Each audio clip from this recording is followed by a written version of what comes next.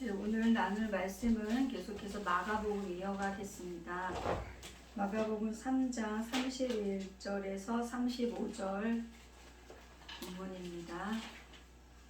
3장, 오늘 하는 이 3장의 중요한 거는 마치게 됐네요. 31절에서 35절. 자, 5절이니까 저 한 절, 성도님들 한 절 같이 교독하겠습니다. 제가 먼저 읽을게요. 때에 예수의 모친과 동생들이 와서 밖에 서서 사람을 보내어 예수를 부르니 우리가 예수를 들고 앉았다가 여짜오되 보소서 당신의 모친과 동생들과 너희들이 밖에서 찾나이다. 대답하실 때 누가 내 모친이며 동생들이냐 하시고 둘러앉은 자들을 둘러보시며 가라사대 내 모친과 내 동생들을 보라. 같이 누구든지 하나님의 뜻대로 하는 자는 내 형제요 자매요 모친이니라. 아멘. 자, 서로 인사 좀 나누실까요? 반갑습니다. 잘 오셨습니다. 네. 12살쯤 된 소녀가 있었습니다. 겨울날 저녁 이 아이는 술 취해 비틀비틀하며 집을 향해 오고 계신 아버지를 못 본 척합니다. 그때 곁을 지나가시던 동네 아주머니가 이상하신지 아빠 아니냐고 말씀하십니다. 그제서야 반대 방향으로 가고 있던 그 아이의 아버지는 자신의 딸을 바라보셨습니다. 그때 그 아버지의 심정은 어떠셨을까요? 세월이 흘러 이 아이는 아이의 어머니가 됩니다. 큰아이가 초등학교에 갔을 때 둘째가 뱃속에 있었고 큰아이의 학교에 급식 도우미를 하러 갔습니다. 아이 기가 죽을까봐 만삭의 힘든 몸을 이끌고 갔지만 그녀는 이 아이에게서 외면을 당합니다. 배불뚝이에 초라한 자신의 엄마가 부끄러웠던 이 아이는 친구들 앞에서 엄마를 모른 척 했습니다. 그때 이 여자의 마음은 술 취한 아빠가 미워서 그 아빠가 부끄러워서 아빠를 외면했던 그 여자는 훗날 자신의 아들에게서 동일한 상황을 경험하고서야 뼈아픈 고백을 토해놓습니다. 아, 아빠, 죄송합니다. 그 여자가 바로 접니다. 6.25 직후 우리나라에 많이 생겨난 것은 고아원이었습니다. 전쟁으로 부모를 잃은 전쟁 고아들을 보호하기 위해서 비슷한 또래들끼리 이렇게 묶는 방식으로 운영을 했습니다. 요즘은 고아원의 형태가 그렇지만은 않습니다. 여러 형태로 많이 바뀌었는데 그 중에 특징적인 것이 뭐냐면 가족이 없는 아이들에게 가족의 형태를 경험할 수 있도록 구성되어져서 한 집에서 여러 해를 살아가게 하는 그룹홈이라는 것의 방식입니다. 여기에는 학교에 다니는 고등학교, 중학교, 초등학교, 유치원생까지 모두가 있고 또 이 아이들을 보호하고 케어해주는 그 복지사님을 이모라고 부르면서 아이들이 그분을 지켜주는 그런 시스템입니다. 한 가족이죠. 그러니까 집을 빌려서 그룹홈. 혈연의 관계는 아니지만 그 속에서 가정을 경험할 수 있도록 한 시스템입니다. 저희 원에도 그룹홈에서 생활하는 아이들이 종종 옵니다. 최근에는 5살 때 와서 이제 올해 졸업하는 아이가 있습니다. 가족으로부터 외면당하고 버림받았을 때의 고통은 인간이 그 어떤 관계에서 겪게 되는 단절의 고통과 비교 불가의 고통일 것입니다. 그런데 이러한 고통을 예수님이 그분의 가족에게 주실 뻔한 상황이 있었다는 것을 혹시 아실까요? 자, 예수님은 마리아와 요셉의 맏아들입니다. 그리고 그의 밑에는 성경에 의하면 야고보, 요한, 유다, 또 그 여동생들, 이런 여동생들이 태어납니다. 그러한 집의 맏아들이 예수님이었습니다. 목수의 아들로 예수님 역시 목수의 일을 하셨습니다. 1세기 팔레스틴에서 목공소를, 오늘날과 같은 그 비슷한 목공소를 소유한다는 것은 쉬운 일이 아니었습니다. 예전에 우리나라에도 보면 영화나 이런 기록물들을 보면 나무로 된 통에 구두닦이, 그죠? 구두닦 통을 이렇게 걸고 다니면서 구두딱 하는 아이들이 있었잖아요. 그것처럼 어쩌면 예수님도 목공통을 메고 다니시면서 그렇게 목수의 일을 하셨을 수도 있다는 학자들의 의견이 있었습니다. 나사렛 지역은 좁고 가난하고 누추한 마을이었습니다. 그 작은 마을에 예수의 소문이 퍼져나가는데, 여러분, 소문이라는 건 놀랍게도 좋은 소문보다 어때요? 좋지 않은 소문이 더해져서 퍼져나가는 특징을 갖고 있잖아요. 예수의 소문도 급기야 어디까지 퍼졌냐면 예수가 미쳤다. 응? 예수가 악한 영에 사로잡혀서 귀신 들린 사람들을 쫓아내주고 고쳐준다. 그러니까 사람들은 예수가 귀신의 힘을 빌려서 고쳐준다고 소문을 내기 시작했습니다. 이 소문을 들은 어머니와 그의 동생들이 예수님을 찾으러 온 것입니다. 그렇죠? 우리 같아도 그렇겠죠? 당연하죠. 아들이, 형님이 우리 오빠가 미쳤다 하는데 가만히 있을 수가 없잖아요. 이때 주님은 어느 집에서 사람들에게 둘러싸여 뭐 사역을 하고 계셨을 상황인데, 밖에 당신의 어머니와 형제들과 여동생들이 와 있다라고 전해 들으시고는 33절과 같이 대답하신 겁니다. 읽어주시겠어요? 33절 읽어주세요. 대답하시되 누가 내 모친이며 동생들이냐 하시고.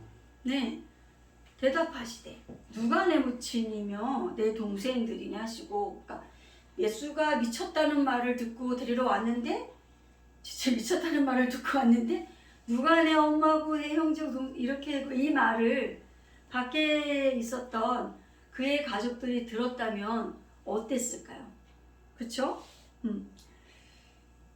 주님, 우리 엄청 서운하셨겠죠? 그쵸? 서운했겠죠? 우리는 여기서 예수님의 훈육의 방식의 주된 특징을 살펴볼 수 있어요.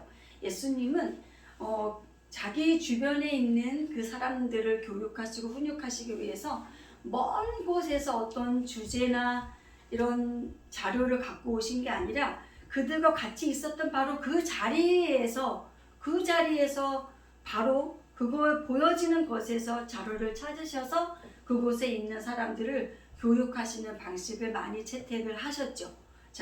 어떻게 하셨냐면 이제 이 혈연의 가족을 통해서 새로운 가족에 대해서 가르쳐 주셨습니다. 그리고 이것은 그냥 새로운 가족을 뛰어넘어 구속사와 관련된 것으로 십자가에서 성취케 된 새로운 가족의 모습을 오늘 가르쳐 주십니다. 그러기에 우리가 서로를, 제가 서문화 목사님을 형제님이라고 부를 수 있고 저희 성도님을 자매님이라고 부를 수 있게 된 것이 바로 오늘의 이러한 새로운 가족으로 우리를 맺어주셨기 때문입니다. 한 명으로는 여러분 가족이라고 하지 않죠. 적어도 가족이 되려면 2명 이상이 되어야 합니다. 아담을 만드셨지만 그가 혼자 있는 모습이 하나님의 보시기에 여러모로 마음에 좋지 않으셨고, 에덴의 모든 동식물을 아담이 다니면서 이름을 지었지만 그 어떤 것들과도 아담과 수준이 맞는 게 없었습니다. 아담과 수준이 맞아서 서로 교감하고 교통할 수 있었던 창조물이 없었습니다. 그래서 하나님 보시기에 그것이 참 좋지 않았습니다. 상호작용이 불가했어요, 아담하고. 그를 위해서 하나님이 짝을 만들어 주시기로 결심하셨습니다. 그러기 위해서는 먼저 만드신 사람 아담이 잠들어야 했습니다. 잠. 자, 여러분, 성경에 잠든다는 것은 무엇을 의미합니까? 죽음을 의미합니다. 성경에 잠이 든다는 것은 죽음을 의미합니다. 아담을 즉 잠든 후에 아담을 죽게 한 후에 갈비뼈 즉 옆구리입니다. 옆구리에서 갈뼈를 갖고 사람을 만들어 내십니다. 또 다른 아담아라고 하거든요. 내 살 중에 살이요 내 뼈 중에 뼈로다. 정말 인류 최초의 그 아담이 고백한 언어는 정말 멋진 시입니다. 내 살 중에 살이요 내 뼈 중에 뼈로다. 즉 다시 말해서 뭐라는 거예요? 너는 나다. 내 살 중에 살이고 내 뼈 중에 뼈면 나잖아요. 너는 나다. 아담이 보니까 나야. 자, 아담의 옆구리에서 또 다른 생명이 탄생했습니다. 이리해서 인류 최초의 가정이 이루어졌습니다. 그러나 여러분, 이 인류 최초의 가족은 실패했습니다. 그죠? 실패했어요. 실패하지 않는 새로운 가족이 인류에게 필요해졌습니다. 이미 이 실패한 가정의 모습 속에 새로운 가족의 탄생의 그림이 예표되어 있다는 것을 확인해 보겠습니다. 자, 여러분, 요한복음의 골고다 십자가로 가보겠습니다. 요한복음 19장입니다. 요한복음 19장으로 같이 가볼게요. 요한복음 19장 25절로부터 보겠습니다. 요한복음 19장 25절, 26절, 27절 두 분이 같이 봉독해 주세요. 시작. 예수의 십자가 곁에는 그 모친과 이모와 블로바의 아내 마리아와 막달라 마리아가 섰는지라. 예수께서 그 모친과 사랑하시는 제자가 곁에 섰는 것을 보시고 그 모친께 말씀하시되 여자여 보소서 아들입니다 하시고 또 그 제자에게 이르시되 보라 내 어머니라 하신대 그때부터 그 제자가 자기 집에 모십니다. 자, 30 여기를 먼저 설명하고 갈까요? 지금 예수님은 십자가에 못 박혀서 계신 상황이고 그 밑에는 마리아가 많지요. 예, 그 마리아들이 이렇게 계시고 사랑하시는 제자 요한은 자기를 표현할 때 사랑하시는 제자, 즉 요한이에요. 그렇게 늘 표현을 합니다. 그 제자가 섰는 것을 보시고 어머니께 여자여는 반말이 아니라 극존칭어입니다. 보십시오. 아들입니다. 그리고 그 제자한테는 네 어머니다 라고 이렇게 말씀해 주면서 그때부터 그 요한이 어머니를 모십니다. 자, 근데 그럴 후에 32절로 가보겠습니다, 여러분. 32절. 32절, 33절, 34절. 두 분이 다시, 성은아 목사님, 저희 교대 기침하시니까 성은아 목사님이 32, 33, 34를 또박또박 좀 읽어주세요. 군병들이 가서 예수와 함께 못 박힌 첫째 사람과 또 그 다른 사람의 다리를 꺾고 예수께 이르러는 이미 죽은 것을 보고 다리를 꺾지 아니하고 그중 한 군병이 창으로 옆구리를 찌르니 그 피와 물이 나오더라. 네, 창으로 옆구리를 찌르니, 그쵸? 옆구리에서 아담이 죽으시고 아담을 죽고 옆구리에서 새 생명 하와가 나왔죠. 그죠? 예수님의 옆구리가 찔리시는 그런 모습들. 자, 여러분, 예수님은 자신의 어머니를 제자 요한에게 부탁합니다. 그에게 동생들이 있었잖아요. 남동생들도 있었고 여동생들도 있었습니다. 왜 하필 요한이 어머니를요? 자, 이것은 예수님이 돌아가시기까지 어머니를 살피셨던 효성이 지극하신 분이다라는 그런 초점으로 은혜를 나눌 수도 있지만, 그것도 맞지만 틀린 건 아니지만, 그렇지만 이것은 혈연의 가족을 뛰어넘은 새로운 가족이 십자가 아래서 탄생되는 것을 의미합니다. 예수 그리스도로 말미암은 새로운 가족, 그리스도의 보혈로 연결된 공동체, 그 공동체가 바로 교회입니다. 지금부터 10여 년 전에 시간 동안 저의 삶을 돌아봤습니다. 양상이 뚜렷한 것이 있었습니다. 저에게 실질적으로 도움을 주었던 모든 이들은 모두 크리스찬들이었습니다. 혈육의 형제 자매가 필요 없다는 것은 아닙니다. 아니라 그리스도 안에서 거듭나지 아니한 형제 자매는 때로 남보다 더 가혹하더란 말입니다.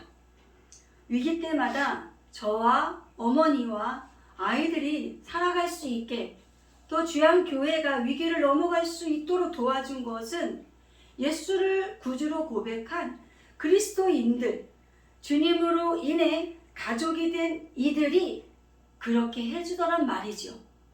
이 가치관은 청교도 신앙의 출발이기도 합니다. 그리고 그들이라고 왜 자신의 손에 들어온 물질이 아깝지 않았겠으며 그걸 잡아두고 싶지 않았을까요? 이 자본의 사회에서.